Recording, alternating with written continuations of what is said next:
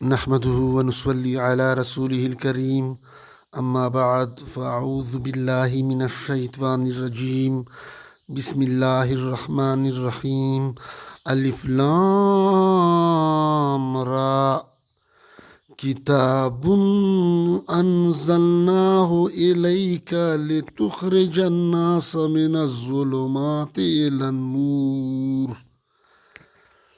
بإذن ربهم إلى صراط العزيز الحميد. Dear audience, Assalamu alaikum wa rahmatullahi wa barakatuh. میں پروفیسر ڈاکٹر صفت اللہ خان تبلیغ القرآن کے سلسلے میں آپ سے مخاطب ہوں. پچھلے درس میں ہم نے قرآن کی عظمت اور فضیلت پر دروس کا سلسلہ شروع کیا تھا، تو اسی کی یہ آج کا جو درس اسی دروس کی اگلی کڑی ہے. ابھی میں نے سورہ ابراہیم پارہ 13 کی آیت نمبر 1 کی تلاوت فرمائی. ابھی اس کی ترجمے کی طرف آتے ہیں. الف لام را یہ حروف مقطعات میں سے ہے، یعنی اس کے معنی اللہ کو معلوم ہے. کتابن یہ زبردست کتاب ہے. کتاب ہے، یہاں پر جو تنوین ہے اس کے معنی مفہوم ہے زبردست. یہ زبردست کتاب ہے. انزلناہ جو کہ ہم نے نازل فرمائی ہے، ہم نے نازل کی ہے، یعنی اللہ تعالیٰ نے نازل فرمائی ہے. الیکا آپ کی طرف، یعنی رسول پاک صلی اللہ علیہ وسلم پر نازل فرمائی ہے.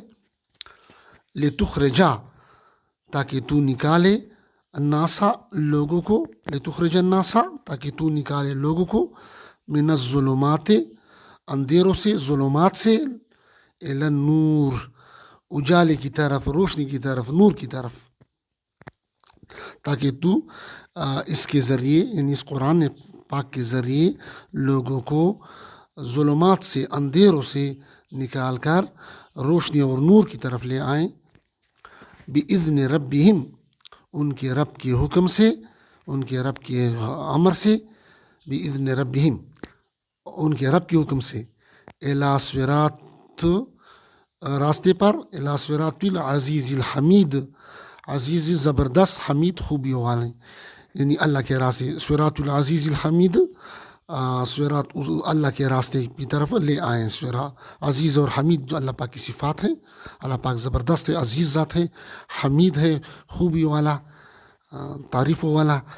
تو لوگوں کو اللہ کے حکم سے کی طرف، اللہ کے راستے کی طرف لے آئیں. اس کی کفر و شرک سے کی تاریکیوں سے نکال کر اس کو توحید و سنت کی طرف لے آئیں، اللہ کے راستے قرآن کی طرف لائیں. اب اس کی تفسیر کی طرف آتے ہیں. اس آیت میں قرآن کی عظمت اور فضیلت بیان کی ہوئی ہے، اور قرآن کا مقصد بیان ہوا ہے کہ اس قرآن کے نزول کا مقصد کیا ہے. قرآن کی مختلف آیات میں اللہ پاک نے قرآن کی عظمت اور فضیلت بیان کی ہے. تو اس آیت میں یہاں پر پہلی کتابن، اس کو زبردست کتاب کہا ہے، یعنی دنیا میں تو بہت سی کتاب ہے، لیکن سب سے اعلیٰ، سب سے افضل کتاب وہ قرآن ہے. دوسری انزلناہ، دوسری صفت بیان کی گئی کہ یہ اللہ کی طرف سے نازل کردہ ہے. من عند اللہ ہے، اللہ کی طرف سے نازل کردہ ہے، اللہ کا کلام ہے، اللہ کی طرف سے نازل کردہ ہے. اس میں کسی نے، انسان نے اس کو نہیں بنایا ہے، یا کسی جنات یا کسی شیاطین کی طرف سے نہیں نازل ہے، یا کسی یہ، بلکہ اللہ کا کلام ہے. انزلناہ اللہ نے نازل فرمایا ہے. الیکا رسول پاک صلی اللہ علیہ وسلم پر، خاتم النبیین حضرت محمد مصطفیٰ صلی اللہ علیہ وسلم پر نازل کی ہے. تو یہ قرآن کی صفات بیان ہوئی. اب لتخرجا اس کی مقصد بیان کیا، اس کا پرپس کیا ہے، اس کا مقصد کیا ہے، اس کتاب کے نازل کرنے کا مقصد کیا ہے. لتخرج الناس من الظلمات الی النور، تاکہ، یعنی اس کا مقصد کیا یہ ہوگا کہ لوگ صرف اس کو غلافوں میں بند کریں گے، یا اس کی تعویذ بنائیں گے، یا اس کو صرف قسم اور کے لیے استعمال کریں گے. اس پہ جب کوئی تنازع پیدا ہوگا تو صرف اس کو قسم اور حلف لینے کے لیے، یا کوئی وزیر اعظم یا منسٹر حلف لے گا تو تب اس کو قرآن کو لایا جائے گا، اس پہ ہاتھ رکھ کر حلف اٹھائے گا. کیا اس کا مقصد یہ ہے جسے نعوذ باللہ آج کل کے لوگوں نے اور آج کل کے مسلمانوں نے اس کے قرآن سے بنایا ہے؟ قرآن کی حق تلفی کر رہے ہیں، اللہ میں معاف فرمائے. تو یہاں پر قرآن کا ذکر بیان کر رہا ہے، مقصد بیان کر رہا ہے. مقصد قرآن لتخرج الناس من الظلمات الى النور، کہ آپ اس کے ذریعے لوگوں کو ظلمات سے، اندھیروں سے نکال کر، اندھیرا کیا ہے؟ کفر اندھیرا ہے، شرک اندھیرا ہے، بدعت اندھیرا ہے، سیئات اندھیرے ہیں، ظلم اندھیرا ہے۔ الظلم، حدیث شریف ہے، الظلم ظلمات الی یوم القیامہ، ظلم جو اندھیرا ہے، ظلم قیامت کی دن اندھیروں کی طرح ہوگا۔ تو یہاں پر ظلم جو سب سے بڑا ظلم کیا ہے؟ ان شرکا لظلم عظیم، ان شرکا لظلم عظیم، شرک بہت بڑا بھاری ظلم ہے۔ تو لوگ کو شرکیات سے نکالنا اور بدعات سے نکالنا اور گناہوں سے نکالنا، ظلم سے نکالنا، زیادتی سے نکالنا، چوری و ڈکیتی سے نکالنا، کرپشن سے نکالنا، دوسروں کے حقوق غصب کرنے اس سے نکالنا، بے حیائی سے نکالنا، فحاشی سے نکالنا، اور تمام گناہوں سے نکالنا، الی النور، روشنی کی طرف، ہدایت کی طرف، اندھیرے سے نکال کر روشنی کی طرف۔ روشنی، نور میں روشنی، اجالا، تو توحید نور ہے، روشنی ہے، اللہ کی توحید، اللہ کی معرفت نور ہے، قرآن نور ہے۔ تو اللہ، قرآن و سنت نور ہے، قرآن و سنت کے مطابق زندگی گزارنا نور ہے، قرآنی احکام پر عمل کرنا نور ہے۔ تو قرآن و سنت کے مطابق زندگی گزارنے کی طرف لے آنا، یہ کیا ہے؟ قرآن کا مقصد ہے۔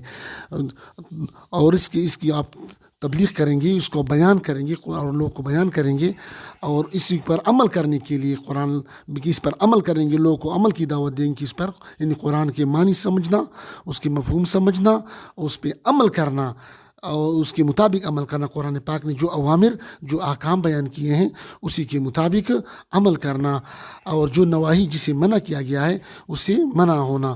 قرآن کو بطور قانون نافذ کرنا، اللہ کا قانون نافذ کرنا، یہ زندگی گزارنے کا بطور آئین اس پہ عمل کرنا اور اس کے مطابق زندگی گزارنا، یہ اس کا قرآن کا مقصد ہے۔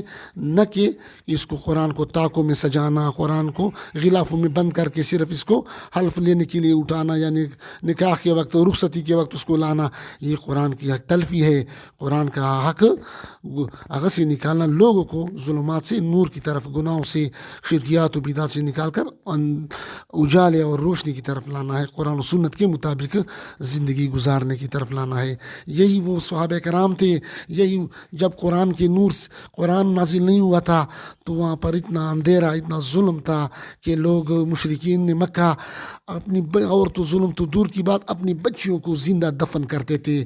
تو یہ قرآن تھا، جب وہ قرآن سے منور ہو گئے، جب وہ قرآن پہ عمل کر گئے، قرآن سے منور ہو گئے، تو وہ اتنے دوسروں کے حقوق کا خیال رکھنے لگے کہ ان موت کے وقت بھی اپنی ضرورت کو چھوڑ کر، موت کے وقت بھی پانی نہیں پیتے، دوسرے کو ترجیح دیتے ہیں۔ تو یہ تبدیلی کہ دوسرے کے درد کو محسوس کرنا، دوسرے انسان کی تکلیف کو دیکھ کر اس کی مدد کرنا، یہ اس میں تبدیلی کس نے لائی؟ یہ قرآن پر عمل کرنے سے اس میں یہ تبدیلی آئی۔ اور اسی قرآن کی سے جب وہ منور ہو گئے تو اللہ پاک نے اس کو دنیا میں بھی سرخرو کیا، کہ دنیا میں اس کو اللہ پاک نے رسول حضرت اس کی زندہ مثال حضرت عمر فاروق رضی اللہ تعالیٰ عنہ کی ہے، کہ جب اس نے قرآن و سنت پہ عمل کیا، اس کے مطابق خود بھی عمل کیا اور اس کو نافذ کیا، اس بطور قانون اس کو نافذ کیا، اپنی اسٹیٹ میں، اپنی سلطنت میں، خلافت میں نافذ کیا، تو اللہ پاک نے اس کو فتوحات کا سلسلہ دیا اور 22.5 لاکھ مربع میل پہ ایک ایسی حکومت قائم کی جس کی مثال دنیا کی کوئی، آج کل کی جتنی بھی طاقتور ممالک اپنے آپ کو کہتے ہیں دنیاوی لحاظ سے، کوئی بھی اس جیسا انصاف والا، اس جیسا عدل و انصاف والا حکومت پیش کرنے سے قاصر ہے۔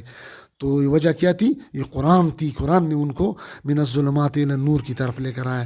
تو قرآن چونکہ زندہ کتاب ہے، یہ قیامت تک انسانوں کے لیے ہدایت ہے، ہدی للناس ہے۔ تو یہ قرآن قیامت تک انسانوں کی رہنمائی کرے گا، اللہ کی طرف رہنمائی کرے گا، اس کو روشنی اور اجالے کی طرف رہنمائی کرے گا۔ اس طرح آخرت میں جہنم کی ظلمات سے، اندھیروں سے بچائے گا اور جنت کی باغات میں لے جائے گا۔ یہ جنت میں باغات میں لے جانے والا یہ قرآن و سنت ہے، یہ قرآن ہے، قرآن و سنت پہ عمل ہے۔ اس کی اگلی آیت بِإِذْنِ رَبِّهِمْ، اس کے ساتھ جو اسی آیت کا جو دوسرا حصہ ہے بِإِذْنِ رَبِّهِمْ، یہاں پر کہ اللہ کے حکم سے، اپنے رب کی، ان کے رب کے حکم سے الی صراط العزیز الحمید، اللہ کے راستے کی طرف لے کر آئیں، صراط مستقیم کی طرف لے آئیں۔ اللہ کا جو راستہ ہے، اللہ کا راستہ قرآن و سنت ہے، اللہ کا راستہ، تو اس کی طرف لائیں۔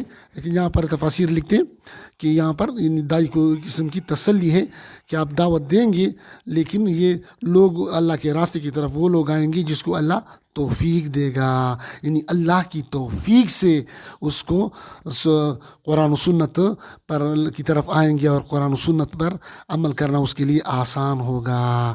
تو اللہ ہمیں قرآن و سنت پر عمل کرنے کی توفیق عطا فرمائے۔ اللہ پاک ہمیں قرآن و سنت کو سمجھنے، اس کو سیکھنے سمجھنے، اس پہ عمل کرنے اور اس کی تبلیغ کرنے کی توفیق عطا فرمائے۔ وما علینا الا البلاغ۔